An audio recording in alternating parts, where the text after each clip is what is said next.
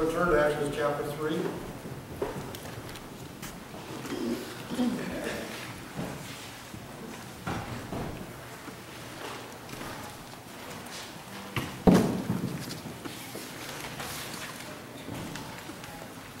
What do you think of when you think of Moses?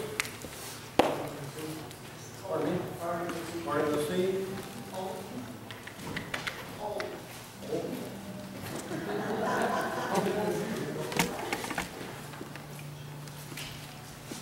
I think she was talking about me. Pardon me?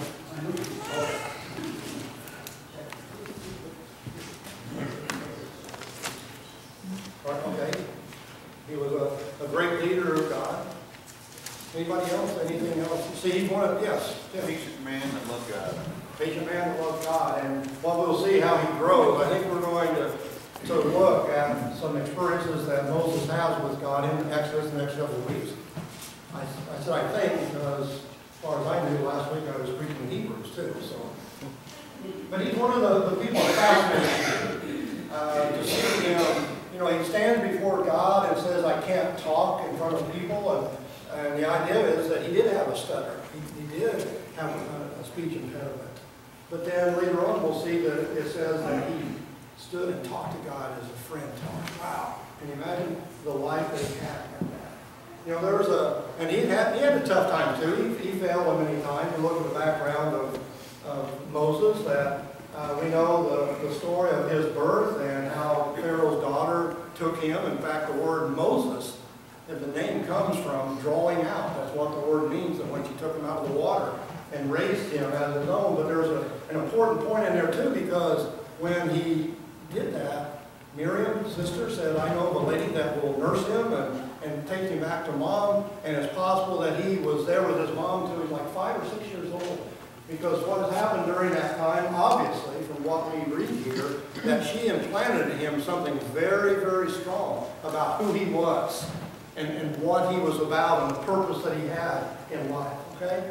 So then he decides he's a deliverer of Israel, and he does it his own way the first time, and that's where he kills the Egyptian soldier, has to run away, and he spends 40 years with his father-in-law Jethro. I would like to have a father-in-law named Jethro. But anyway, but who was a godly man. Well, we could talk about that some other time. And then he's 80 years old when he is there in front of that bush talking to God. And at the age of 80, Patty, he's old. But he finds out what his purpose in life is. You know, it is said that one time when President George Bush, still president, he was traveling in Israel, and they were going at an airport, and as they were walking back to their plane, that he noticed this older man, wide flowing hair, and he noticed, and he thought, I know who that is. So President Bush walked over to him and said, aren't you Moses? And Moses just kind of looked around this way and just ignored him. And so the president turned around and said, right in front of him, aren't you Moses? And he just kind of ignored him. And finally he said, aren't you Moses? And Moses said, yes, I am. Well, how come you're so unfriendly? He said, last time I talked to a bush, I spent 40 years in the wilderness. It gets worse than that. We look at the background, and he does spend those 40 years, but it's, and I talk to kids at camp about this all the time, preparation. Preparation. The first 40 years, Moses lives in Pharaoh and learns everything there is to know about the Egyptians. Okay? You realize when we get to the plagues, that every one of those plagues is against the Egyptian God. It's not just against the Egyptian people. He is showing his superiority to the Egyptian gods. And Moses knew all about those Egyptian gods. He knew exactly what was going on. Okay? So after 40 years, when he has to run away, he then is going to be a sheep shepherd out in Midian, in the middle of nowhere. But when he delivers the Israelites out of Egypt, he knows that country like the back of his hand. He has spent 40 years wandering through there. And he knows where the water's at. He knows where the paths that will lead him. Okay? So he finally comes up to this point in his life that he is before God. I want to read just a few verses here in Exodus chapter 3. as we talk about Moses. And at the age of 80, actually, his life begins. Now Moses was tending the flock of Jethro, his father-in-law, the priest of Midian, and he led the flock to the far side of the desert and came to Horeb, the mountain of God. There the angel of the Lord appeared to him in flames of fire from within a bush. Moses saw that though the bush was on fire, it did not burn up. So Moses thought, I will go over and see this strange sight, why this bush does not burn up. When the Lord saw that he had gone over to look, God called to him from within the bush, Moses, Moses. And Moses said, Here I am. Do not come any closer, God said. Take off your sandals, for the place where you are standing is holy ground. Now we're going to stop there for now. I want you to understand when Moses says, Here I am, he is not saying, Hey, I'm over here, God. What's he saying? I'm here, ready to do whatever you want me to do. I dare you to pray that prayer. I dare you. Just say, Here I am. I've told you about the inmate over at Pontiac. I forget who I know I saw someone earlier this week. But I have a friend that is over at Pontiac for the rest of his life. He actually was on death row until the state of Illinois banned executions. And I was over there seeing him, and at the time he was still on separation, which means that there was a special room, and everybody that's there are death row inmates. And the timing is never quite right, so I was sitting there at this table, and all these other people are sitting there. I don't know, I can't get into it. I met some pretty famous inmates. Anybody remember John Wayne Gacy? I got to meet him just for a moment. It was interesting because he was probably looked like the most distinguished man that I've seen. Looked like, oh, you're not him. No. But I'm sitting here at this table waiting for my friend to come, and this gentleman next to me at the next table, his visitors just left. He's waiting for the guards to come get him. So he begins to ask me, who I am, why I'm there, and there are certain things that, you're not, names you never mention. You don't tell them who it is that you've come to see and all that kind of stuff.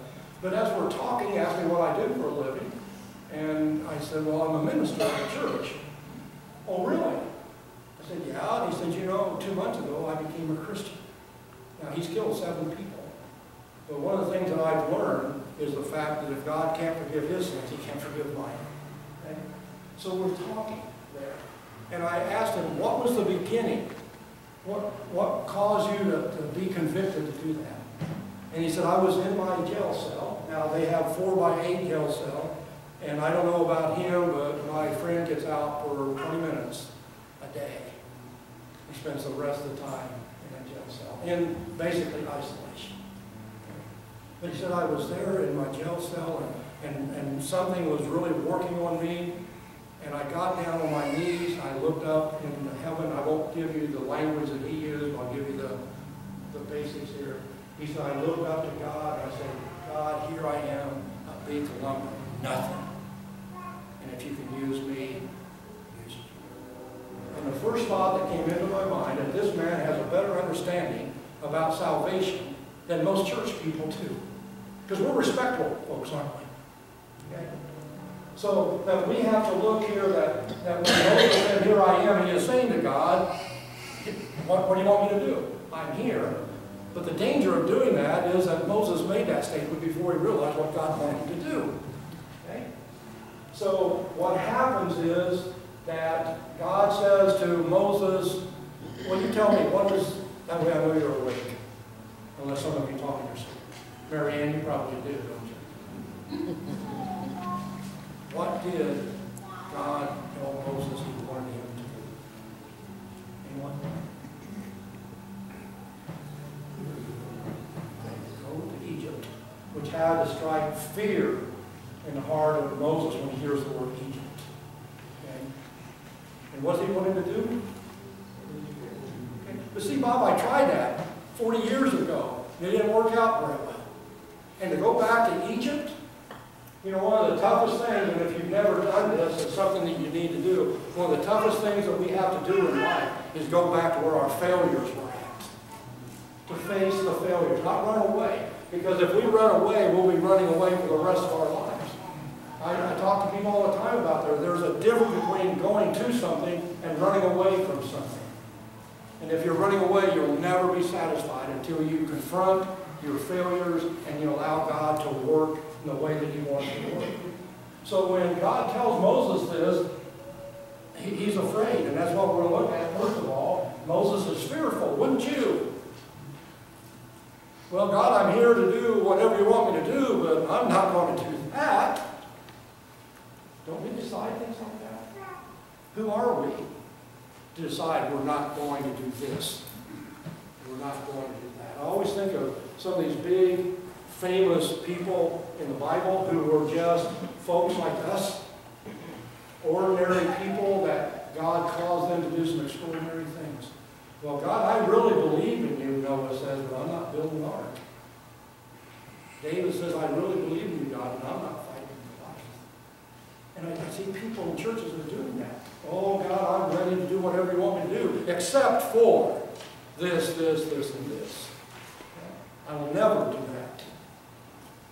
And until we humble ourselves before God, then we're never going to be able to be used by God. I was talking with a family up at the hospital at Riverside, and there was this young man. I've known him his whole life. He's a very, very angry young man.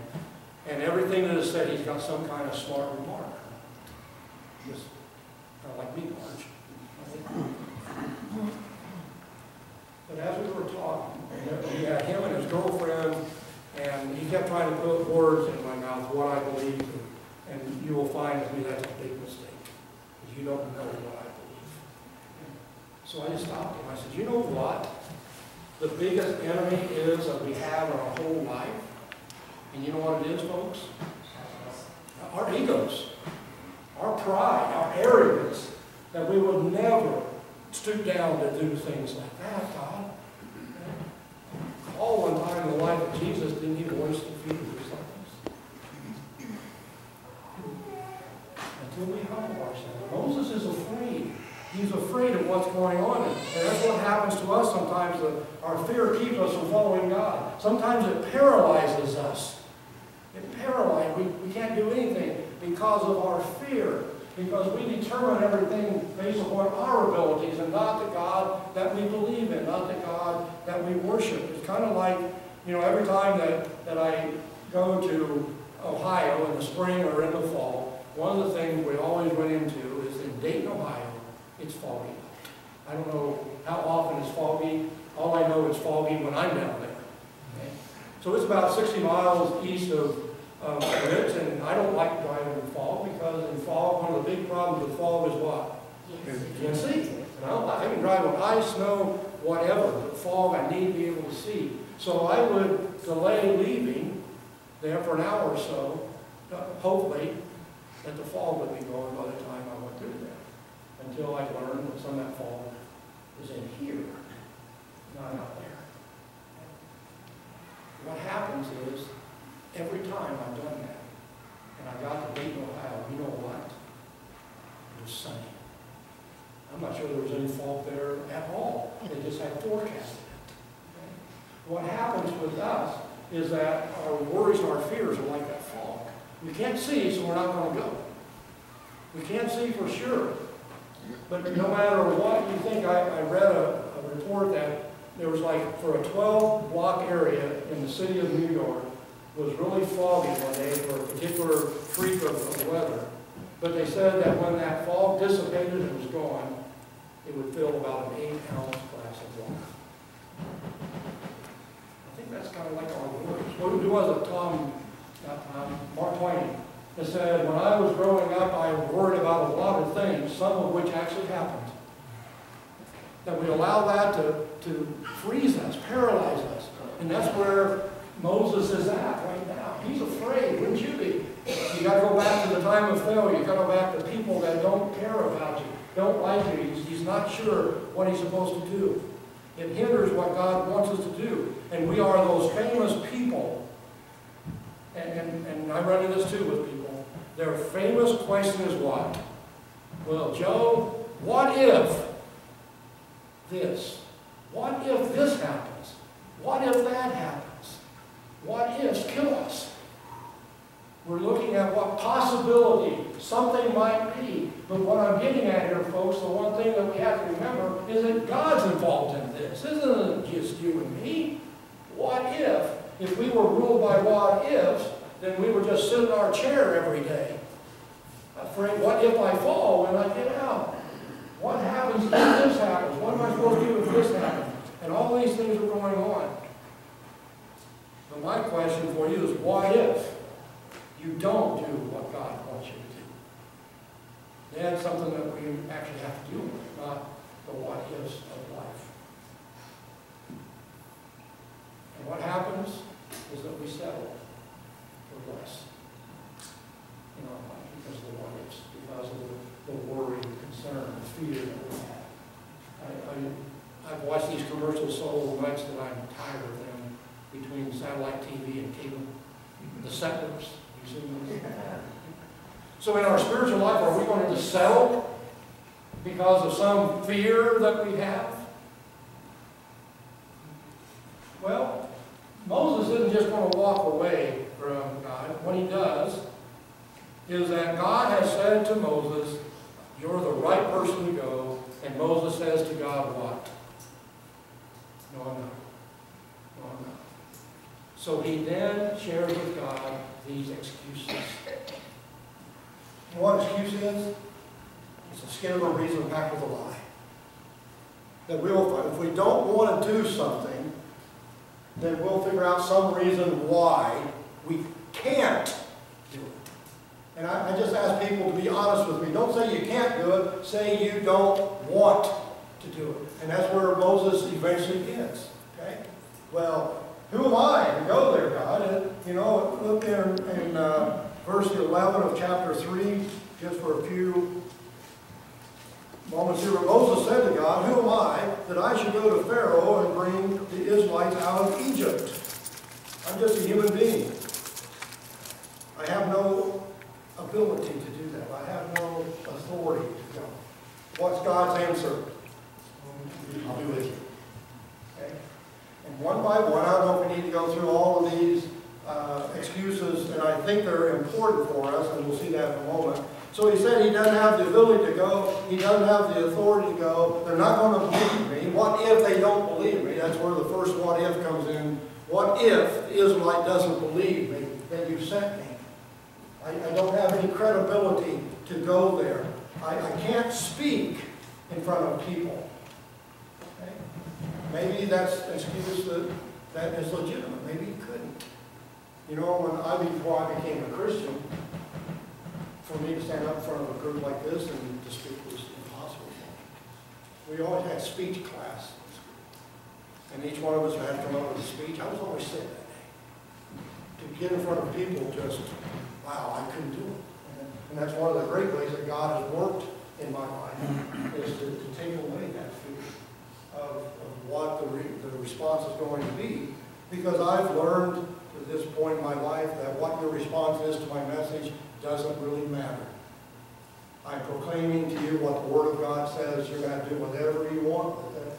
And I'm trying to give you what God's truth is. Moses here just continues to give these excuses.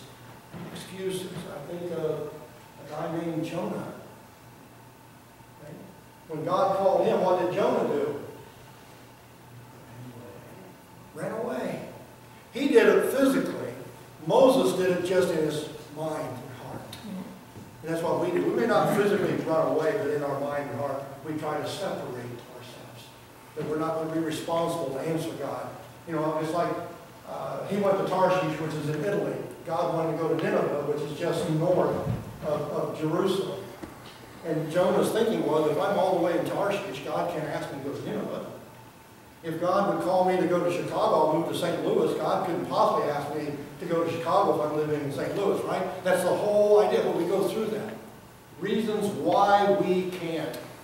Why we can't. And God says, but I'm going to be with you. Moses is worried here. He's worried about failure. But notice God is not moved by all this. God's not going to change his mind. He has the right person because God always has the right person. and He has called us to do something. And we may say that we are not able to, we don't have the qualifications to, and you know what God does? He says, I'll give them to you. See, He does not call the qualified, He calls the available. Those that are going to respond, and then He gives you everything that we need. Everything that we need in order to accomplish what He sets for us to do. And God answers every excuse with an assurance. I'm going to be with you. I'm with you. I made you. Okay? Moses, I know all this about you. Okay? And he is worried about that. So when we look at these excuses that Moses gives God, there is one common thread through all of this.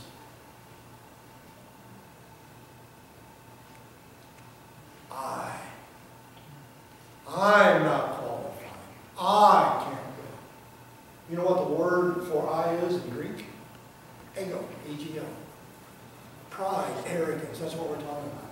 This isn't about us. I found this, I thought we mentioned it. Whenever we think that we are so important that, boy, the world just couldn't go without us, I just want to remind you that we're that little dot in this big universe that God has for us. Even if we're old, we're still that dot. Okay?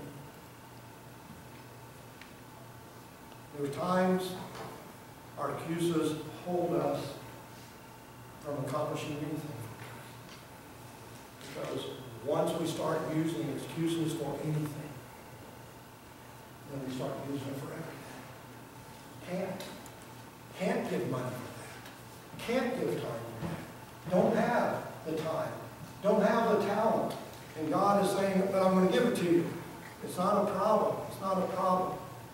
You see, the problem is that between the small things we won't do and the big things we can't do, we can end up doing nothing. That's the problem. Okay?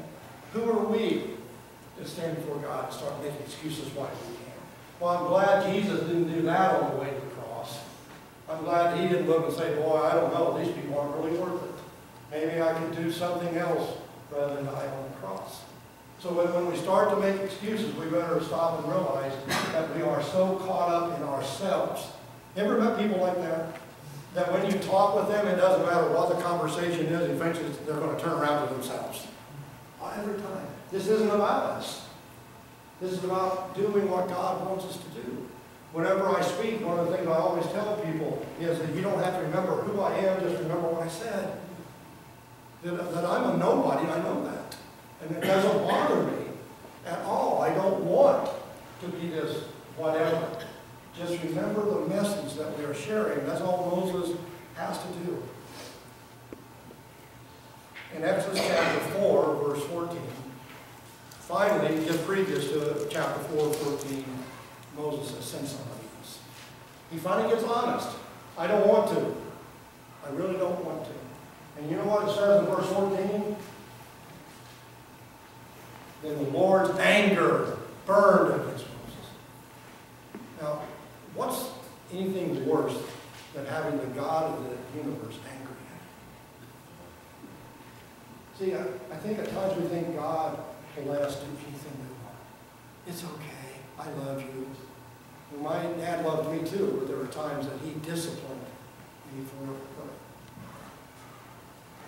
my benefit. What was that all about, Marge? No, my dad never spanked me because I passed out and it fell off. With my brothers. Right, Randy? It was your brothers, wasn't it?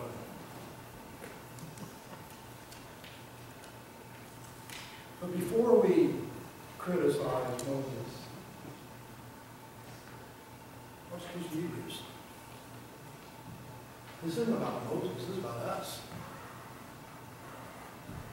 Tell me what excuse. Oh, come on. I'll give you mine. Boy, God, I'm tired. Too much to do? Pardon? Time? We all have them, don't we?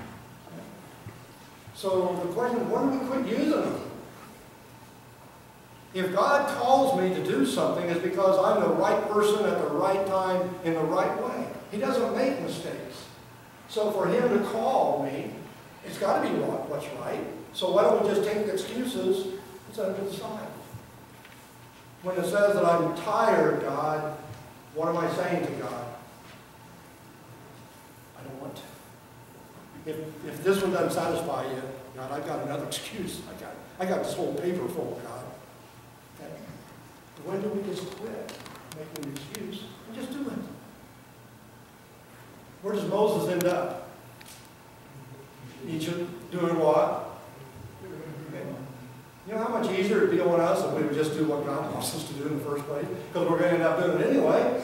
What's the sense of all the arguing? My grandchildren, they'll argue with me, but they're going to end up doing it anyway. Okay. We get caught up in ourselves, don't we? Friday after school, Madison comes to my house every day after school and has a snack. I was able to take her and Owen off of my taxes. Food bill was just, but anyway. So she wanted to go to the library. She's quite a reader. So I said, sure, but I said, I need to make my car payment so we could book that. Grandpa, can we walk? Sure, okay. So we walked to the bank, a car payment, walked to the library, and on the way back, I had to mail a letter to the Illinois State Internal Revenue Service. So I said, I don't know if we have to go into the post office, but we can go here in the alley where the cars go through, as long as there's no cars there. And I hope that I don't get hit by a car. And she said, Grandpa, that's okay, because if you get hit by a car, I know my way home.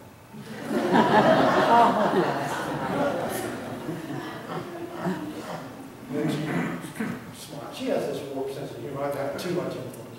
And she smiled. Okay. She's like, do I call Mommy? I said, well, I hope that I would just assume 911 first. Okay. But that's what's happening to us. I believe that when society, and I've told you this before, when society looks at the church for the first decade of 2000, they're going to look at the church and say, you are lazy. And God is going to say, you're right. And you know what they're going to say about these 10 years? They're going to look at the church and say, you are selfish. And God's going to raise his hand and say, you are right. We're selfish. We got caught up in our society that we're going to do what we want to do first and then let God do whatever we have time left over. Folks, that's why I went to ministry. I was a department manager at the Kmart store in Danville. I was having just a few hours after work each night to do something that I wanted to do for God. And I couldn't justify that anymore. And so the moving point of that whole thing, some of you won't even remember that, and some of you may not want to remember that. But in the midst of all of the struggle going on, a man named Bob Eckhart had a heart attack. And it just changed everything. And there's times that we just can't make those excuses. We just can't put God in second place because he won't stay there. He's not going to compete with other things in our lives. He doesn't have to. But we need to put him where he needs to be. So when we look, what excuses are we going to use? There's all kinds of things that we can do for God within this building, but I hope outside the building. That's what Sunday school class is all about.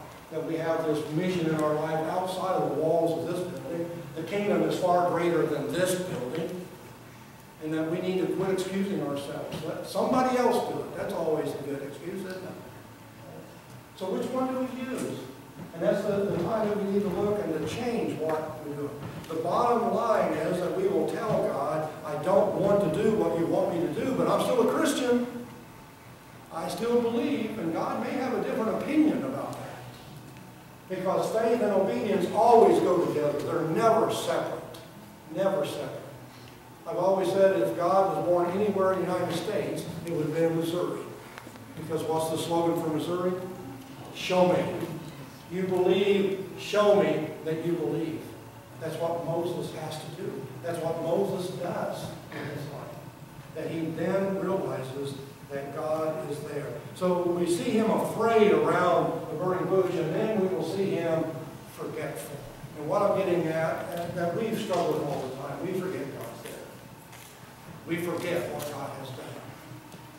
And it's amazing to me that when we run into things like that, you know, I've been here 34 years, and the things that God has seen us through in this congregation, unbelievable.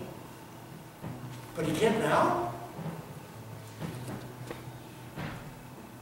Look at the track record. The things that God is able to accomplish in people that believe it. And we forget sometimes. We think we're on our own sometimes. So what happens is that God gives Moses some practical helps here. Okay? For his fears, he says the answer to fears, folks, is focus. What do we focus on? And here's what God shared with Moses. He says to focus on God's presence with us. Who has Deuteronomy chapter 31?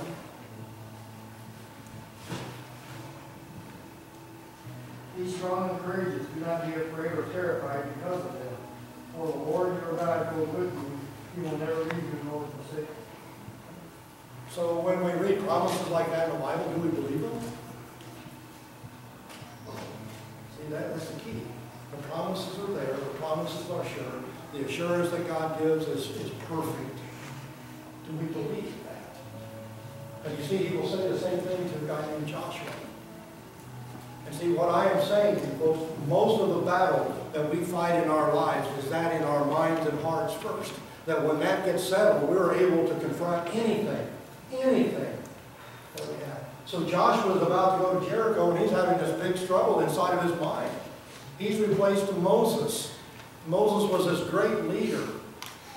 Nobody liked Moses. We'll talk about that in a moment. And then the captain of the army of the Lord appears to him. God appears to him. And what does he say? Pretty much the same thing there. Joshua, be strong and courageous. In fact, what he adds for Joshua is that I will be with you just like I was with Moses.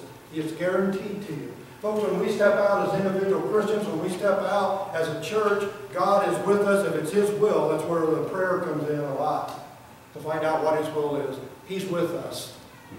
And I think it's Romans 8. If God is for us, who can be against us? If God is with us, who can successfully stop us? And the answer is nobody. Nobody can. But Moses seems to forget. So do we. First of all, to focus on his presence. Secondly, to focus on God's power. Who has Ephesians 3, 20 and 21? Now to him who is able to do immeasurably more than all we ask or imagine, according to his power that is at work within us. To him be glory in the church and in Christ Jesus through all generations, forever and ever. Amen. Focus on God's presence. Focus on God's power. I use this verse a lot. This is one of my favorite verses. And I keep thinking if I keep using it, then finally we'll believe it. To him who is able to do what? Imagine. If we could translate those words in the original, wildest dream. That our wildest dream, God can accomplish that through the power that is at work where? In us. In us. When his Spirit is there, the power that is there is the power that we have. In fact, in Ephesians chapter 1, Paul writes that the same power that we have is the power that raised Jesus from the dead. Are we living like we have that power? Are we going to express that power? Because it's there for us. And it's time for us to look and say, I believe what God has done. To focus on his power. It's not me. It's not what my abilities are. It's him that is at work in us. The wildest thing that we can think of, God is able to accomplish. So we need to focus on his power, not our abilities. Who has 2 Corinthians 4:7? But we have this treasure in jars of clay to show that this all-surpassing power is from God and not from us. Who is it that God uses to accomplish his will? Us, even when we're old. Okay. Jars of clay. We're just weak human beings. Right? And the reason that God uses us that way is to do what? To show that this all-surpassing power isn't from us, it's from him. From we have to grab hold of that truth, that we're nothing really great. We read that in 2 Corinthians 4 as he goes through this. And there's sometimes our decisions are based upon our perception. And we forget God's perspective. We're looking through our eyes. And many times things that in our eyes we can't accomplish because we're just looking at our abilities. We're looking at our perception of the situation. And God is saying, no. Look through my eyes. The passage in Hebrews that I was going to preach on, maybe eventually will, says, keeping your eyes on Jesus. Keeping our eyes focused on Him. That's the key to this, to follow Him. That is the key to all of this. All that we have seen God get us through. Can anymore? Of course He can. So you have to grab hold of, focus on His power. And finally speaks of focusing on God's provision. Okay? God calls, we answer, we step out in faith, He supplies everything we need, we accomplish His will. So when God calls, we answer, He provides all we need. What examples of this can we mention that we find in the Bible?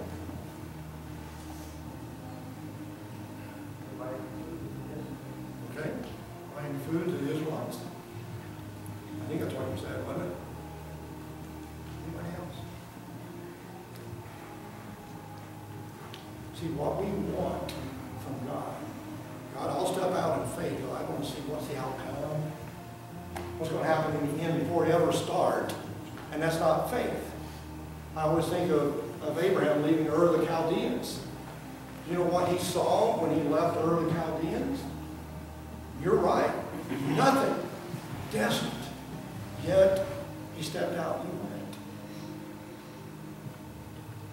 When we step out in faith, see, we want God to show us He's going to give all this stuff to us before we ever step, and God doesn't work that way. It's one step at a time. When Joshua is bringing the nation of Israel across the Jordan River, it's all flooded. It's going to be difficult. And they send the Ark of the Covenant first with the priest. And you know what happens? The first step that priest makes into the river, it parts. And they walk around over ground. Same thing is true in our life. We've got to step out in faith. We want to, well, when we get the money, when we get the time, when we get all this, then we're going to do something. That's not the way God operates. He said, you step out and I'll make sure that you have everything that you need. That's the matter of faith. That's what He's saying to Moses. I'll give you everything you need, that we will provide everything. He does not call the equipped. He equips those that are called. That we hear, we answer His voice. And we need to look at His purpose. To focus on His purpose. There's a key to it. To walk in His power. To walk in the way that God wants us to walk. So I guess before we look at Moses here just for a few moments more, when we start to make a decision, whether it's within the church or whether it's individually, where's God at in those decisions? Have we prayed to Him? Have we talked to Him and saying, God, what is it that you want us to do? And that we are following His lead to accomplish those things? Or again, do we forget that He is with us? And finally, we see Moses faithful. Moses finally realizes God is not concerned about his abilities. See, all through all of this, Moses is talking about his shortcomings. I can't do this, I can't do that. And then he realizes that's not what God is asking about. He's not worried about the ability of Moses. He is worried about what? Availability. Are you going to step up? Are you going to be the person of faith that we need? Moses is just an ordinary person doing extraordinary things that God does through him. The church is just ordinary folks, but we allow extraordinary God to do those things in us. You know, we talk about having a great faith in God. I prefer the term we have faith in a great God. That He is there, that He has His power, and that we need to be faithful to Him, period. That's all this is about, is being faithful to Him. And when we look at the defining characteristic of Moses, it's his faithfulness and his obedience to God. That's what his whole life is going to be like from this moment on. Is going to be faith, trusting God, and obedience to Him. And God reveals His plan. And when Moses is surrendering to God, when Moses submits himself to God, we read this. You want to have Deuteronomy 34:12? No one has ever shown mighty power or performed awesome deeds that Moses did in the sight of Israel. Here's this man. Before God at the burning bush, saying, I can't do any of this stuff. It's impossible. I've got no ability to do that. I just can't do it. And it's in Deuteronomy, what does it say? No one has ever shown the mighty power or performed the awesome deeds that Moses did in the sight of Israel. Look where he's come. From I can't do this to nobody equal what Moses did to the nation of Israel. Because of what? That he came before God. And we talk about being committed to God. I still believe the question is we need to be submitted to Him. And then that settles the question. Okay? See, it's not a question of who Moses is. It's not a question of who I am. It's a question of who God is. That He is God. And that we surrender ourselves to Him. So God's call challenges us, or do we end up challenging God's call? Do we decide, no, I don't think so. And God will say, it's okay. I'll find somebody else. You're going to miss all the blessing. When we look in Exodus 4:14, what happens there when Moses just refuses, it says that the anger of the Lord burned against Moses, and he says, okay, Moses, we'll get Aaron to be used for this person. But look at what Moses you're going to lose. The blessings that you missed because of it. You know, in the book, A Gentle Thunder, Max Lucado writes a story about a man who dared God to speak. He said to God, you do the things that you did. You speak out of a burning bush and I'll follow you. You collapse the walls of the city like you did for Joshua and I'll fight for you. And you still the storm on the Sea of Galilee, and I'll listen to you. So the man sat down by a bush near a wall close to the sea. And he waited. And God heard him. And God answers him. So he sends down a fire, but not for a bush, but for a church. He brought down a wall, not of brick, but of sin. That he stilled the storm, not of the sea, but of the soul. And he waited. But that man did not respond because, you know, he wasn't looking at hearts, he was looking at bushes. He wasn't looking at lives, he was looking at bricks. He was looking at the sea, not at souls. And he decided God was not going to do anything. And he looks up to God and he says, God, did you lose your power? And God looks down at the man and says, have you lost your hearing? Well, I don't care who you are here today, God's calling you to do something. Okay? And if he's not, I'm sorry for you. Because he'll continue to call and call. It doesn't have to be something that we would see as being a fantastic thing. It is a part of God's plan, a part of His will to accomplish the very, very thing that we say we want to accomplish. That's the will of God. That in the midst of all this and all our worry and confusion, and I know we're human, I know, but the promises of God are there. The promises of God are sure. He's not going to deny who He is. He's not going to deny His power, His presence with us. And that we have to look at these promises that God has made for us. Grab hold of them. And say, I believe them. I believe them. And I will trust. Our hymn of invitation dedication this morning is standing on the promises. And we're going to stand and sing and think about that. You know, the old saying is, do we sing standing on the promises while we're singing on the promises? Are we going to be God's people? Let's stand together.